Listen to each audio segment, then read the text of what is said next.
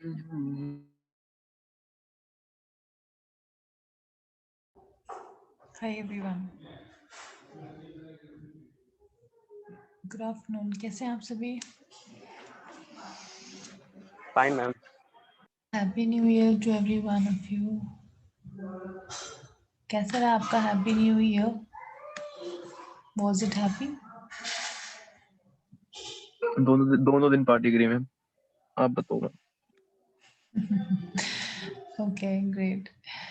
Yes, mine was also okay. कल there were no classes because of the new year, so yesterday's class has been rescheduled today. जो class कल नहीं हुई थी हमारी, वो हम आज लेके कंप्लीट कर रहे हैं। ऑल तो सैटरडे को कोई क्लास नहीं होती है, बट कल की वजह से आप लोगों की क्लास आज हो रही है। You can enjoy further tomorrow, और फिर हम लोग आज के बाद क्लास मंडे से लेंगे।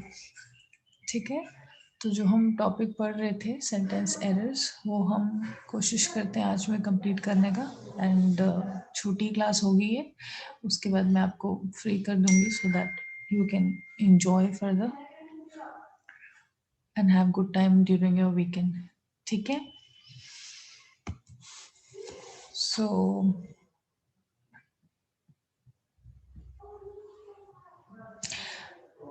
हम लोग जो डिस्कस कर रहे थे दैट वाज हमने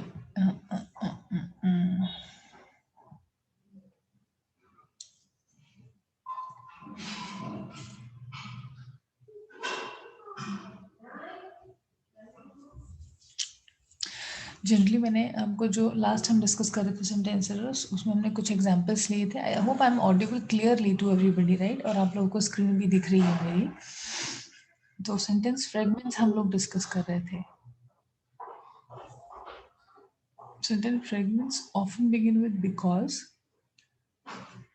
दैट और एन आईएनजी वर्ब। यानी कि या तो वो बिकॉज से शुरू हो सकते हैं जैसे ये सेंटेंस है, या फिर दैट से भी शुरू हो सकते हैं, दैट से भी शुरू हो सकते हैं, और उसमें एक आईएनजी वर्ब में ज़रूर लगा होता है। तो दो आर सेंटेंस फ्रेगमेंट्स बेसिकली। जैसे कि ये सेंटेंस हमने पढ़ लिया था, because I love staying in shape and losing weight. अब इसमें सजेस्टेड करेक्शंस क्या हो सकती हैं? Although the sentence is correct, अगर हम स्पोकन इंग्लिश की बात करें, तो जैसे कि ये पर्टिकुलरली एक आंसर बन जाता है इस क्वेश्चन का, कि अगर कोई क्वेश्चन करता है why do you exercise so much, कि आप इतना एक्सरसाइज क्यों करते हो? Because I love staying in shape and losing weight, क्योंकि मुझे शेप में रहना अच्छा लगता है और वेट को लूज करना भी अच्छा लगता है। ठीक है, इसकी इस सेंटेंस को अब हम करेक्ट करके, अगर करेक्शंस हम सोचें कि रिटन इंग्लिश में हम क्या करेक्शंस कर सकेंगे, because I love staying in shape and losing weight, comma I exercise every day. यानी कि कोई क्वेश्चन पूछा जा रहा है तो उसके आगे हमने ये आई एक्सरसाइज एवरी डे को लिखकर कंप्लीट कर दिया। ऑल्दो वो भी सेंटेंस वेट तक अगर हम पीरियड लगा के सेंटेंस को कंप्लीट करते हैं, सेंटेंस कंप्लीट है, क्योंकि क्वेश्चन जो है वो पूछा गया था कि आप एक्सरसाइज क्यों करते हो एवरी डे। तो लास्ट में हमने सिर्फ वही लगा दिया कि इसलिए हम एक्सरसाइज करते हैं एवरीडे, या इसलिए मैं एक्सरसाइज करता हूँ एवरीडे, आई एक्सरसाइज एवरीडे। तो या तो हम क्वेश्चन का आंसर, जनरली अगर हमसे कोई क्वेश्चन पूछा जाता है, जैसे क्वेश्चन था कि why do you exercise everyday, तो आंसर क्वेश्चन में से स्टार्ट होता है जैसे कि आई एक्सरसाइज एवरीडे बिकॉज, या कि मैं एक्सरसाइज करता हूँ एवरीडे बिकॉज जो भी मेरा रीज़न है कि I love staying in shape and losing weight what. या फिर बिकॉज से अगर हम शुरू कर रहे हैं तो हमने आई एक्सरसाइज एवरीडे कॉमा लगा के लास्ट में कर दिया। ठीक है, so I exercise everyday can also be a better correction. First sentence इस वाले स्क्रीन पर जो आपको दिख रहा है that is also correct, second जो है दैट इज मोर करेक्ट। या फिर अगर सिर्फ हम इन दोनों में से आई एक्सरसाइज एवरीडे कुछ भी नहीं लगाते, और जो पहला सेंटेंस ये था लास्ट वाला, ये भी अपने आप में करेक्ट सेंटेंस है। जब हम बहुत ज़्यादा डिटेल में किसी से बात नहीं करना चाह रहे और शॉर्ट में अपना आंसर जवाब देना चाह रहे हैं, तो इतना ही देगा कोई person, because I love staying in shape and losing weight. इसके आगे आई लव एक्सरसाइजिंग या आई लव टू एक्सरसाइज ये हमने नहीं बोला। ठीक है, वर्किंग ऑन माई होमवर्क, ये वाला भी हम एग्जाम्पल कर चुके थे। I didn't have time for any fun, का मतलब मेरे पास टाइम नहीं था. Did का मतलब past tense, नहीं था for anyone. I was so busy that I didn't have time for anyone. Now danglers पे हम आ चुके थे. Danglers हमने डिस्कशन किया था. Modifiers and danglers, a word or phrase that changes or describes another word or phrase. जैसे कि a modifier is misplaced if it modifies the wrong word or phrase. A modifier is misplaced. कोई भी एक word जिसको हम sentence में as a modifier. Modifier का मतलब हो गया किसी चीज़ को मॉडिफाई करके. तो यानी कि कोई एक रॉन्ग वर्ड या कोई एक रॉन्ग फ्रेज है या नहीं भी है कोई रॉन्ग फ्रेज, उसको हम करेक्ट फ्रेज है सेंटेंस में, करेक्ट वर्ड है, उसको हम मतलब एक तरह से मॉडिफाई करके एक बेटर वर्ड को यूज़ कर रहे हैं अगर. और अगर वो मॉडिफायर हमने मिसप्लेस कर दिया, सेंटेंस में जहाँ लगाना था वहाँ नहीं लगाया, इंग्लिश सेंटेंस में जहाँ पर अगर हमने कोई मॉडिफायर यूज़ किया और उसको मिसप्लेस कर दिया. मिसप्लेस यानी कि प्लेस ठीक जगह नहीं करा. जहाँ पे उसकी जगह सपोज थर्ड 3 वर्ड्स के बाद आना था, फोर्थ वर्ड होना चाहिए था, हमने थर्ड कर दिया. So then it will be a wrong sentence. A modifier is dangling if the word or the phrase that is supposed to be modified does not appear in the sentence. Now example, after biting 2 children, the police took away our dog. After biting 2 children, the police took away our dog.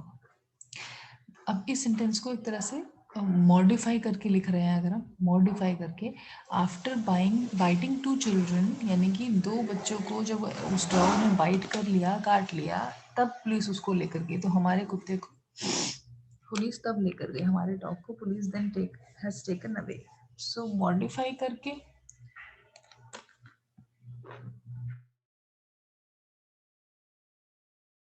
You should know कि हम अगर modify कर रहे हैं कोई भी word तो या कोई भी फ्रेज को, किसी भी सेंटेंस को, तो वर्ड्स जो हैं वो प्रॉपरली प्लेस किए जाएं, मिसप्लेस ना हो जाए. ठीक है. If a sentence begins with a modifier followed by a comma, whatever word और phrase is being modified must immediately follow the comma. जैसे कि आवर वर्ड है, आवर वर्ड या आवर डॉग इसमें हमने लिया है, तो आवर डॉग के हमने इमीडिएटली पहले ही कॉमा लगा दिया है. Now let's see another solution. Rewrite the sentence. Having been thrown into the air, the dog got the ball. थोड़े से डिफिकल्ट सेंटेंसेस हैं ये टू अंडरस्टैंड. अगर किसी को क्लियर नहीं हो रहा किसी वर्ड का मीनिंग या कुछ, तो मुझे प्लीज बताइएगा आप. Having been thrown into the air, हवा में फेंके जाने के बाद the dog caught the ball. जैसे हम हवा में फेंक रहे हैं या कुछ भी है, इसको हम इजली ये भी बोल सकते हैं the after throwing the ball into the air, या having been thrown into the air the dog caught the ball. The dog caught the ball, कि डॉग ने बॉल को पकड़ लिया, कॉट द बॉल. ठीक है. When the ball was thrown into the air the dog caught it. दूसरा है कि हम इस सेंटेंस को इस तरह से लिखेंगे, रीराइट कर रहे हैं हम. The dog caught it, the dog caught it. ठीक है. नाउ हैविंग बीन थ्रोन और dog caught the ball. Having been, जैसे मैं बताया था कि हैविंग बीन थ्रोन से जब हम शुरू कर रहे हैं तो सेकंड सेंटेंस में भी तो कहीं ना कहीं हैविंग या बीन या थर्ड फॉर्म ऐसा कुछ आना चाहिए. ठीक है. तो caught, caught, catch, caught, caught. Caught जो है वो सेकंड फॉर्म भी होती है, कॉट वो थर्ड फॉर्म भी होती है कैच की. कैच का मतलब होता है पकड़ना. कैच मीन्स पकड़ लिया, बॉल को पकड़ रहा है डॉग. तो डॉग कॉट दी बॉल. ये अब ये वाला कॉट जो है फर्स्ट सेंटेंस में, ये क्या सेकंड फॉर्म है या थर्ड फॉर्म है? सेकंड फॉर्म है. ये थर्ड फॉर्म भी हम कॉट ही लिखते हैं, लेकिन ये थर्ड फॉर्म नहीं है, बिकॉज जब थर्ड फॉर्म हम यूज करेंगे तो वो हैज या हैव के साथ आएगी. ठीक है. वो हैज या हैव के साथ आएगी थर्ड फॉर्म. तो इसका मतलब ये जो वर्ड है कॉट, ये second form of the verb है.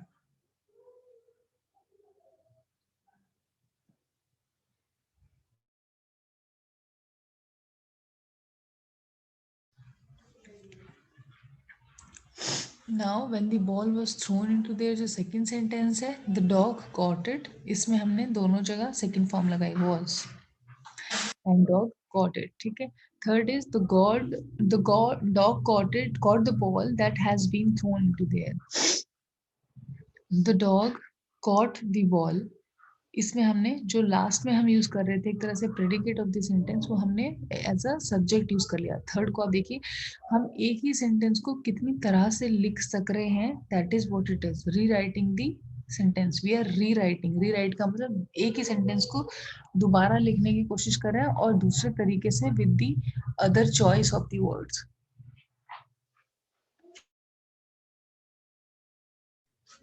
The dog caught the ball that had been thrown into the air.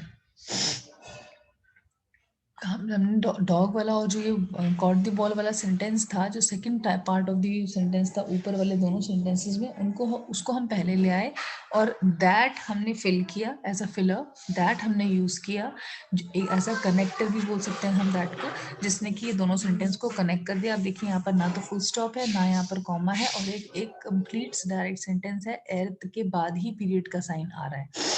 The dog caught the ball that has been thrown into the air. Dog ने उस ball को पकड़ा जो कि हवा में फेंकी गई थी, फेंकी जा चुकी थी. क्लियर है? क्लियर है यहाँ तक? नाउ डैंगलिंग मॉडिफायर, ये थे अभी जो हमने पढ़ा, ये हमने मॉडिफायर पढ़ा. डैंगलिंग मॉडिफायर क्या होता है? Having finished the assignment the TV was turned on. जैसे ही असाइनमेंट हम फिनिश कर चुके थे, असाइनमेंट सपोज कोई काम है जो हम कर रहे थे, कर चुके थे, the TV was turned on. TV को हमने ऑन कर दिया, टर्न ऑन कर दिया. ठीक है. Having finished the assignment, Wayne turned on the TV. This is also little bit of the modifier हमने यूज किया. TV was turned on, लेकिन सेकंड सेंटेंस में हमने बता दिया कि टीवी खोला किसने है, इसका नाम भी दे दिया हमने. TV who has switched the TV on, basically on किसने करा है, वेन ने करा. फर्स्ट सेंटेंस में ये समझ में आ गया कि असाइनमेंट कंप्लीट हुआ, उसके बाद टीवी ऑन हुआ. सेकंड सेंटेंस में हमने इसको मॉडिफाई जब किया, मॉडिफायर हमने इस तरह से लगाया, dangling modifier. And we have added more, one more word basically, जो कि ऐड हो गया डिटेल में, जिससे कि हमें ये क्लियर हो गया कि वेन जो है उसने टीवी टर्न किया ऑन. Now dangling modifier के for example, don't let the text fool you means Wayne worked hard on his English homework. Having finished the assignment, the TV was turned on. ठीक है. एक और modifier dangling modifier में, मतलब dangle का मतलब, जैसे मैंने आपको बताया था नेचर ऑफ डैंगलिंग क्या होता है, हैंगिंग, हैंग करना, इधर उधर हैंग करना. तो डैंगलिंग मॉडिफायर्स क्या हो सकते हैं, कोई भी जो सेंटेंस के बारे में हम बोल रहे हैं उसके बारे में थोड़ी सी और इन्फॉर्मेशन, इधर उधर की इन्फॉर्मेशन और ऐड कर देना पहले की या बाद की, वो हो गया डैंगलिंग मॉडिफायर. डैंगलिंग मॉडिफायर जैसे इस पर्टिकुलर चीज में हम इस पर्टिकुलर सेंटेंस में एग्जाम्पल में when worked hard on his English homework, यानी कि असाइनमेंट के बारे में भी और डिटेल में दे दिया कि वेन एक पर्सन है जिसने कि बहुत ज़्यादा वो हार्ड वर्क किया, किसके लिए, अपने होमवर्क पे. और होमवर्क क्या था उसका, असाइनमेंट बनाना था. हैविंग फिनिश दी असाइनमेंट, उसके बाद उसने जैसे हाँ अपना होमवर्क जो हार्ड वर्क किया होमवर्क पर, अपना असाइनमेंट फिनिश किया, and then the TV was turned on. ठीक है. This is it, this was all for the sentence errors from my end. किसी को अगर इसमें कुछ क्वेश्चंस अभी तक हैं, या इससे पहले का भी कुछ क्वेश्चन है, या इसके अलावा भी कुछ क्वेश्चंस हैं, असाइनमेंट्स, एमसीक्यूज, किसी भी चीज़ से रिलेटेड, तो मुझे आप बता दीजिए. आपका आई थिंक परसों कोई एक टेस्ट भी है, फोर्थ सिक्स्थ आपके टेस्ट है इस बार, सिक्स्थ को हमारा भी टेस्ट है. मैं आपको उसकी डिटेल कल में आई थिंक मैं आपको व्हाट्सएप कर दूंगी. टाइमिंग वही रहेगा 129, ठीक रहेगा आप लोगों के हिसाब से एमसीक्यू का? आप बताइए मुझे, या आप मुझे चाहते हैं कि मैं आपका पूरा 40 मिनट्स का क्लास लूँ और टेस्ट आपका किसी और टाइम पर लूँ? आप कैसे चाहते हैं? बात कर सकते हैं हम लोग. हमारा टॉपिक कंप्लीट हो गया, मैं अभी आगे कुछ पढ़ा नहीं रही हूँ. बताइए.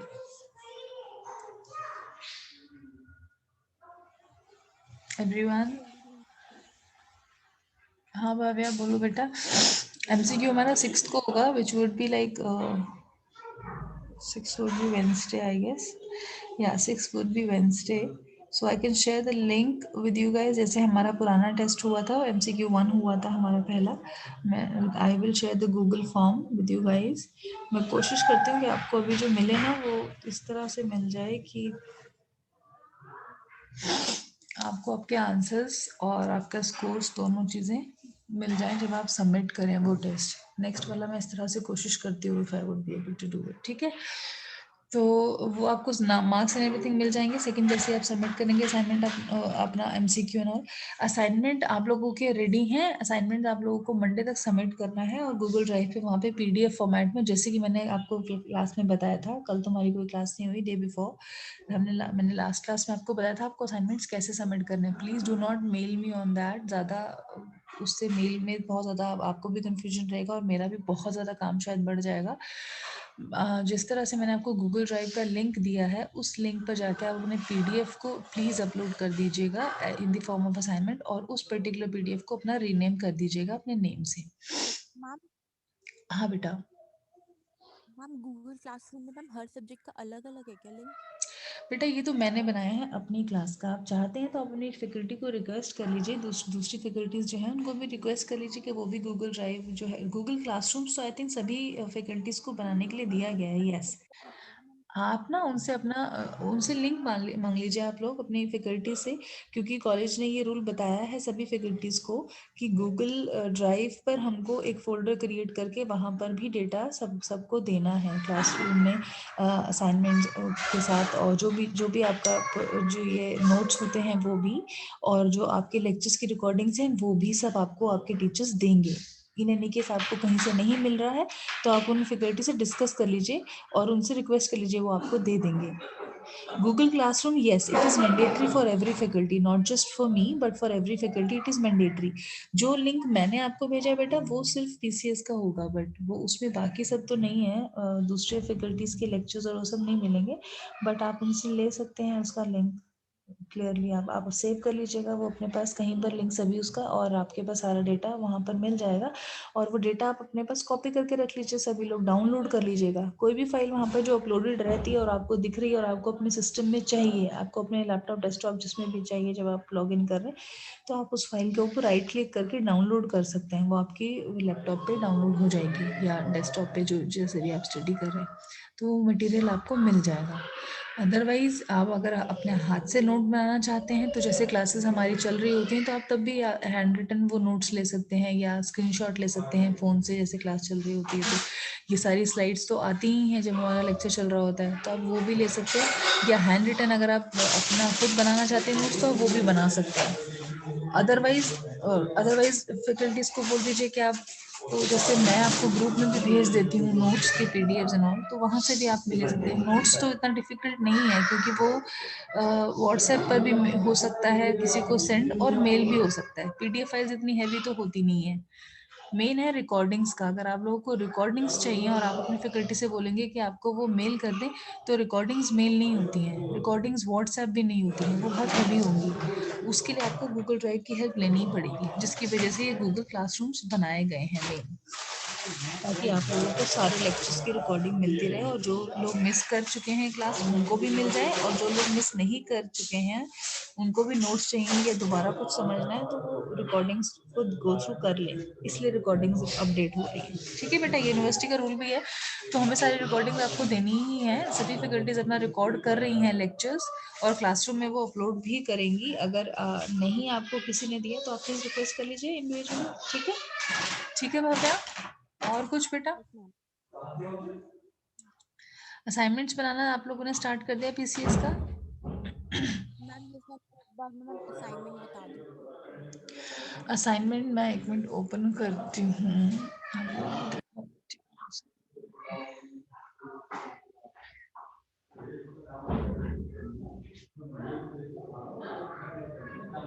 Wait a moment.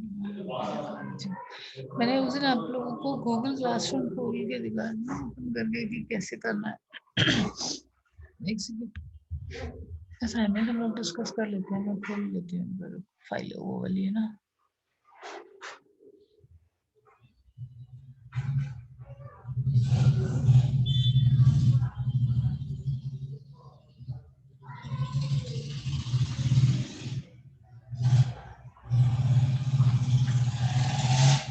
स्क्रीन दिख रही होगी आप लोगों को? Yes ma'am.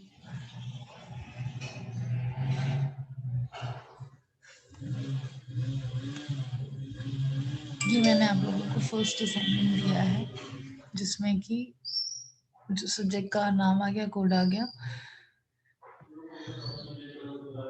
आपके इंटरनल्स जो हैं, सपोज 75 मार्क्स का इंटरनल होता है, सपोज करिए 10 मार्क्स का आपका एमसीक्यू होगा, जो हमने जैसे एक एमसीक्यू 10 मार्क्स का लिया, सपोज किसी पर्सन ने उसमें 10 मार्क्स स्कोर कर लिए, या 8 करे, 5 करे, जो भी करे, तो टोटल एमसीक्यूज होंगे 6। उसमें से जिनमें 5 में बेस्ट आप स्कोर करेंगे, सपोज किसी पर्सन ने 9 करके 5 में असाइनमेंट करने स्कोर किया और एक में 10 किया, तो हम वो 10 वाला करके और बाकी 9 वाले 4 और करके 5 असाइनमेंट्स का हम टोटल आपका ले लेंगे, which will be what ever जो भी बनेगा आपका। For example out of 50 it will B 44 और 45 और 46 जो भी बनता है किसी का, वो मार्क्स हो जाएंगे। उसके अलावा आपके अटेंडेंस के मार्क्स होते हैं, और उस जो बच के 25, और उसके अलावा आपके होते हैं असाइनमेंट्स जो आप सबमिट कर रहे हैं। तो असाइनमेंट के भी सपोज मैंने हर असाइनमेंट का आपका अपने पास रिकॉर्ड रखा है कि मैं आपको 10 में से दूंगी, और फिर प्रोपोर्शनेटली हम वो कम भी कर देंगे बाद में, जिस हिसाब से जो भी हमारा आपका इंटरनल मार्क्स का यूनिवर्सिटी पैटर्न के हिसाब से रहेगा। बट मोस्ट प्रॉब्ली एक तो एमसीक्यूज का रहता है इसमें, और एक असाइनमेंट्स का रहता है, और एक आपकी ज़्यादातर अटेंडेंस का रहता है। ठीक है, तो असाइनमेंट्स में मैंने अभी ये लिखा है कि 2 मार्क्स आपके डिडक्ट होंगे इंटरनल्स में। सपोज 75 मार्क्स का इंटरनल, आपने एक असाइनमेंट नहीं दिया तो 2 नंबर उसमें से कम हो गए। 5 ही नहीं दिए तो 10 मार्क्स फॉर श्योर कम हो गए 75 में से। अब आप चाहे कितना अच्छा स्कोर कर लीजिए एमसीक्यू में, चाहे 100% अटेंडेंस कर लीजिए, लेकिन अगर असाइनमेंट्स के जो मार्क्स हैं वो असाइनमेंट से ही आएंगे, किसी और से नहीं आएंगे। तो असाइनमेंट्स अगर आपने बेटर नहीं करे सपोज, या नहीं सबमिट करे 5 असाइनमेंट्स इंटू 2 करके, आपके 10 मार्क्स लेस हो गए इंटरनल्स में उस पर्टिकुलर सब्जेक्ट में जिसके आपने नहीं सबमिट करे। तो ये मैं सिर्फ आपको इसके लिए नहीं बता रही हूँ कि आपको पीसीएस करना है, आपको मार्क्स अगर अच्छे स्कोर करना है, सब कुछ करना है, तो सारी फैकल्टीज यही पैटर्न फॉलो कर रही हैं अपने अपने सब्जेक्ट्स में। सभी के लिए आपको ये करना है। अब असाइनमेंट 1 जो है, और आपको बनाने भी किस तरह से, जनरली हर फैकल्टी आपको यही कहेगी कि आप हैंड रिटन बनाइए, अदरवाइज आप गूगल से डेटा कॉपी कर सकते हैं, उसको पेस्ट कर सकते हैं इजीली, असाइनमेंट 10 मिनट में बन जाएगा। अगर कोई आपको बोले गूगल की हेल्प लेके आप प्रिंटेड फॉर्म में दे सकते हैं असाइनमेंट, तो आप उसको इमीडिएटली कॉपी करेंगे डेटा को और पेस्ट करेंगे वर्ड में, उसको पीडीएफ में कन्वर्ट करेंगे, रीनेम करेंगे और भेज देंगे। ये हार्डली मेरे लिए 5 मिनट का काम है, तो इसलिए वो नहीं होगा, और आपको हैंड रिटन खुद बनाना पड़ेगा। आप अपना नाम शुरू करके जब इस असाइनमेंट लिखेंगे तो आप शीट्स पे अपना नाम ऊपर लिखेंगे, रोल नंबर लिखेंगे, असाइनमेंट 1 लिखेंगे, 2 3 जो भी आपका है, असाइनमेंट 1 2 3 4 5 वो लिखेंगे नंबर, और अपना सब्जेक्ट लिखेंगे। उसके बाद आप नीचे क्वेश्चन स्टार्ट करेंगे। तो जैसे ये क्वेश्चन मैंने 3 दिए हैं आपको, पहला आप क्वेश्चन लिख सकते हैं, what do you understand by the process of communication, explain in detail. Process of communication के बारे में आपने जितना पढ़ा है, जितना आपके पास डेटा है, या आप और भी अगर एक्सप्लोर करना चाहते हैं, कुछ और आपको बेटर मिल जाता है, कुछ और बेटर डायग्राम्स मिल जाते हैं इंटरनेट पे, सब कुछ कुछ भी आप टाइप करेंगे आपको उसके बारे में बहुत कुछ गूगल पे मिल जाएगा पढ़ने के लिए। सो नॉट जस्ट कि जो मैंने आपको नोट्स दिए आप सिर्फ उस पर स्पेसिफिकली अपनी नॉलेज रखें, अगर आप और ज़्यादा एक्सपैंड करके और ज़्यादा एक्सप्लोर करके कुछ और डालना चाहते हैं, you are most welcome for that also. आप वो अपना इसका फर्स्ट क्वेश्चन का आंसर लिखेंगे। It can be for 4 sheets, it can be for 2 sheets, it can be for 8 sheets, whatever you think कि इज बेस्ट फॉर यू। मैं accordingly जिसके assignments अच्छे मुझे लगेंगे, बेस्ट लगेंगे, लगेगा कि हाँ आपने अच्छे से बनाया है, मार्क्स उसको उसके अकॉर्डिंग मिलेंगे ज़्यादा। आई विल गिव दैट, ठीक है। और जैसे तीनों क्वेश्चंस हैं, तीनों क्वेश्चंस आपने एक आप क्वेश्चन डाला, फिर उसके आंसर लिख दिया आपने, जितने भी आपको लगता है शीट्स में आपको बेस्ट लिखना है और आपको कंप्लीट करना है। उस सारे पेजेस को आप एक ही साथ स्कैन करिए एक पीडीएफ में, पीडीएफ को रीनेम करके आपको मुझे भेज देना है। गूगल ड्राइव पे आप चाहें तो वहाँ पर अपलोड कर सकते हैं। अपलोड करने का ऑप्शन मैंने उस दिन आपको डेमोन्स्ट्रेशन में दिखा दिया था, न्यू फाइल करके आपको अपलोड करना है। क्लियर है? और कोशिश करिए content should not be copied from the assignment. ये कॉपीड वाला सेंटेंस जो मैंने डाला ये इसलिए डाला है कि ऐसा नहीं हो कि फॉर एग्जांपल भव्या ने एक असाइनमेंट कर दिया, अब भाई वैसे किसी और ने असाइनमेंट मांग लिया, उसने दे भी दिया, आउट ऑफ हेल्प की फ्रेंड है, चलो कुछ है, और वही असाइनमेंट आप लोगों ने कॉपी करके मुझे सेम दे दिया। एग्जैक्ट सेम सब कुछ नहीं होना चाहिए, अपना भी थोड़ा आपको एफर्ट डालना है। ऑल्दो क्योंकि कंटेंट टॉपिक सेम है तो कंटेंट मोर और लेस सेम ही होगा, लेकिन जब हम खुद लिखते हैं किसी चीज़ को तो थोड़ा बहुत डिफरेंस उस चीज़ में होता है, वो मुझे दिखना चाहिए आप सभी के असाइनमेंट्स में। ठीक है, असाइनमेंट क्लियर हो गया। एमसीक्यू के मार्क्स सबको मिल गए अपने, फर्स्ट एमसीक्यू के मार्क्स सभी को मिल चुके हैं, right? Yes ma'am. Okay Deepali, so और किसी को कुछ क्वेश्चन? दीपाली, भव्या के अलावा, भव्या ने क्वेश्चन पूछ लिया असाइनमेंट्स के बारे में, और किसी को कुछ पूछना है असाइनमेंट्स के लिए से रिलेटेड, या इस टॉपिक से भी रिलेटेड जो मैं सेंटेंस अभी कंप्लीट किया, या उससे पहले जो भी हम कंप्लीट कर चुके हैं, कुछ भी अगर ऐसा है तो बताइए, वी कैन डिस्कस। किसी और को कुछ और बात बतानी है, कुछ और डिस्कस करना है, पढ़ाई नहीं करनी है, बातें करनी है, तो हम बातें भी कर सकते हैं। Let's communicate. जो इस क्वेश्चन का आंसर होगा वो कितने मैक्सिमम होना चाहिए? Maximum but I am not putting any limit to you guys. If you think आपके पास बहुत ज़्यादा कंटेंट है, यू कैन राइट 5, 6, 7 पेजेस, तो आप लिखिए, कोई प्रॉब्लम नहीं है। ठीक है, हाँ, असाइनमेंट कैन बी 3 क्वेश्चंस का है, तो आप एक क्वेश्चन में जनरली अगर हम यूनिवर्सिटी की बात करें, सब्जेक्टिव अगर आंसर्स हमें लिखने की ज़रूरत पड़ती है, सब्जेक्टिव का मतलब जैसे अभी हम एमसीक्यूज ले रहे हैं तो ऑप्शनल है, इसमें तो कुछ लिखना नहीं होता, मगर सब्जेक्टिव अगर क्वेश्चन पेपर्स होते हैं यूनिवर्सिटीज़ के, तो उसमें कम से कम 8 शीट्स, 7 to 8 शीट्स दोनों साइड का, 1 2 अगर मैं कैलकुलेट करूँ एक शीट को 2 में, तो इस तरह से आपको 4 शीट्स दोनों साइड की, या 8 शीट्स अगर हम वन साइड की बोलेंगे, तो आपको एक आंसर के लिए फिल करने के लिए मिलती है यूनिवर्सिटी के पेपर के लिए। तो 7 to 8 sheets one both sides अगर आप कैलकुलेट करके देखें तो एक आंसर में आप लगा सकते हैं।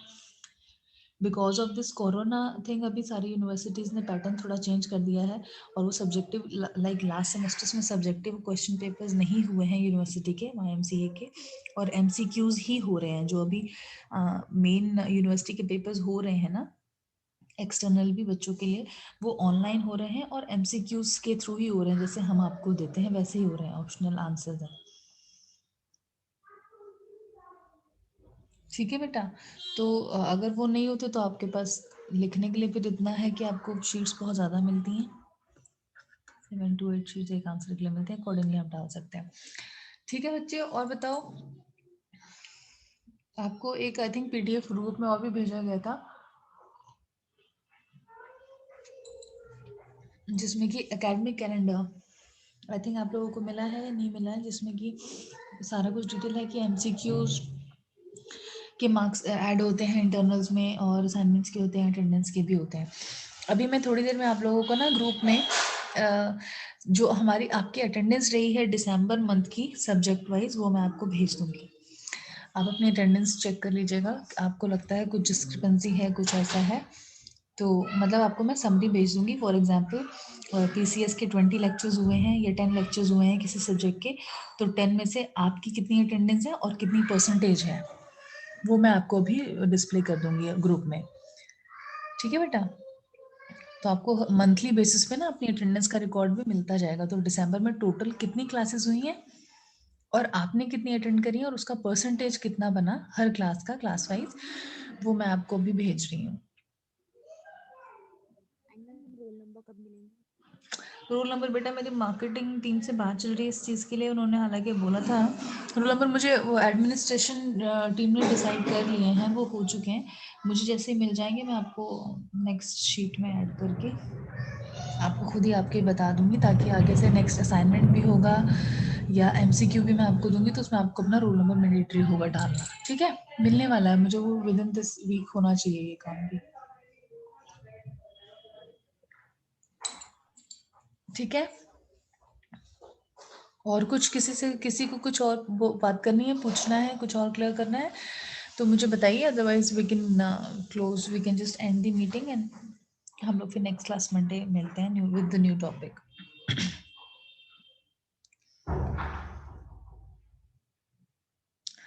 ठीक है, सभी को क्लियर है इसका मतलब सब कुछ? Yes okay, ma'am. ठीक है। इसमें जैसे मैंने लिखा है ना कि आप मेल कर दीजिएगा, वो मुझे मेल नहीं करिएगा आप, प्लीज 4 जनवरी तक सबमिट कर दीजिएगा जो मैंने डिस्कशन किया गूगल ड्राइव पे। मेल मत करिएगा, गूगल ड्राइव पे शेयर कर दीजिएगा, क्योंकि इसको असाइनमेंट को देने के बाद मैंने आपको बोला है, तो गूगल ड्राइव पे आप प्लीज शेयर कर दीजिएगा। ठीक है everyone? Okay, then have good time, bye bye, all the best. Thank you ma'am. Thank you, Sunidhi. Bye bye, Vita. Bye bye, everyone. Enjoy your Sunday. Enjoy your weekend. Bye.